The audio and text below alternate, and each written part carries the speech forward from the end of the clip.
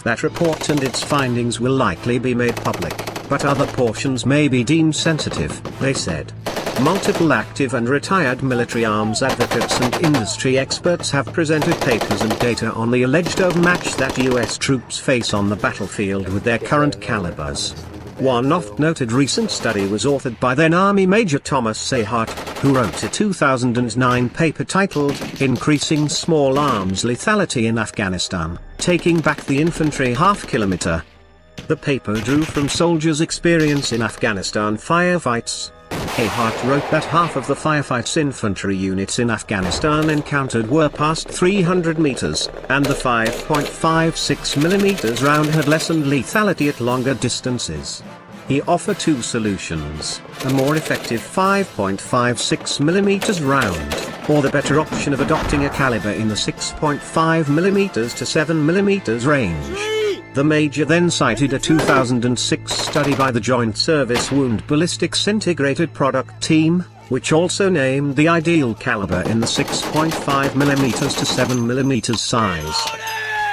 This isn't the first time ammunition experts have reached that conclusion. There is a long-running debate, going back almost 100 years now, about the optimum small arm, said retired Major General Robert Scales, author of the 2016 book Scales on War, The Future of America's Military at Risk. Scales pointed to the development of the M1 rifle by John Garand in the 1920s. At the time, Garand built both a .30 caliber and a .276 caliber version of the rifle. But a surplus of .30 caliber ammunition from World War I, coupled later with the financial constraints of the Great Depression, led to senior defense officials and political leaders calling for a .30 caliber rifle. The M1's design eventually evolved into the M14. Both rifles share a 7.62mm or .30 caliber bore. But the M14 was soon discarded when, in the 1960s, Air Force Gen. Curtis LeMay purchased the early version of the M16 for some Air Force units. The M16 was then adopted across the branches and fielded for service in Vietnam, where troops reported frequent jamming and malfunctions in early versions of the weapon. One case, detailed in the 2010 book The Gun, by former Marine and award-winning journalist C.J. Chivers, grabbed national attention during the Vietnam War when Marine First Lieutenant Michael Chervenak wrote an open letter that recounted his company's experiences with the new rifle jamming in combat. The letter led to hearings in Congress and, along with other incidents, contributed to decades of controversy, modifications and adaptations, which resulted in the current M4 variants, which continue to have their supporters and critics. Major Thomas Campbell, a spokesman for Army Training and Doctrine Command, provided Army Times with the results of a 9-year, post-deployment survey of 9,000 soldiers conducted by the command. The survey saw 80% of troops rate the M4 as effective or better. The survey did not compare the M4 to other weapons, but instead asked the respondents to rate the overall effectiveness of the weapon in the performance of their duties while deployed. Campbell said, "The aging M16-M4 platform is nearing the end of its life cycle," Bohannon said. "Right now their M16-M4 platform we have is a workhorse and very effective in the hands of a trained soldier or Marine," he said.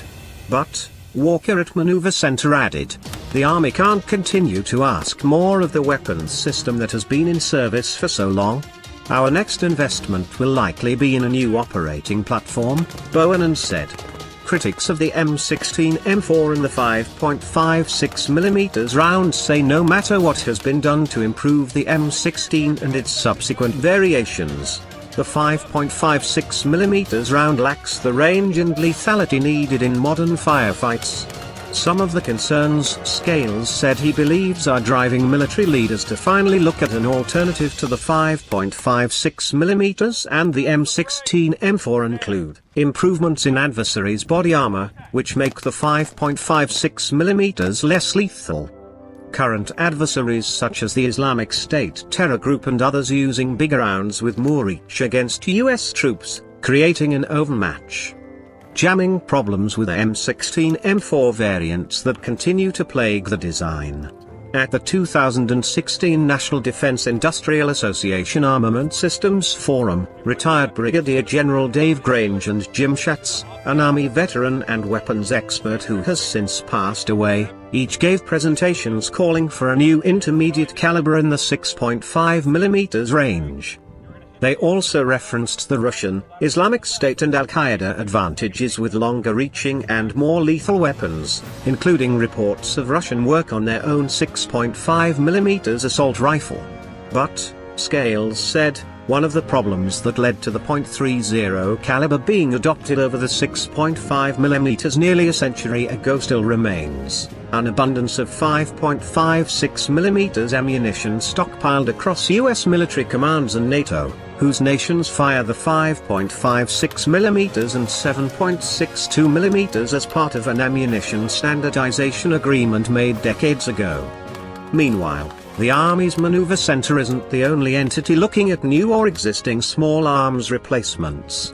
Marine Corps Times, a sister publication of Army Times, recently reported the Marines are considering equipping nearly every Marine No. 311 infantryman with the M27, which first hit the fleet in large quantities in 2010. The M27 is seen by experts as superior to the M4 in reliability and increased range. But, at $3,000, it runs 3 times the cost of an M4 and is still chambered in 5.56mm.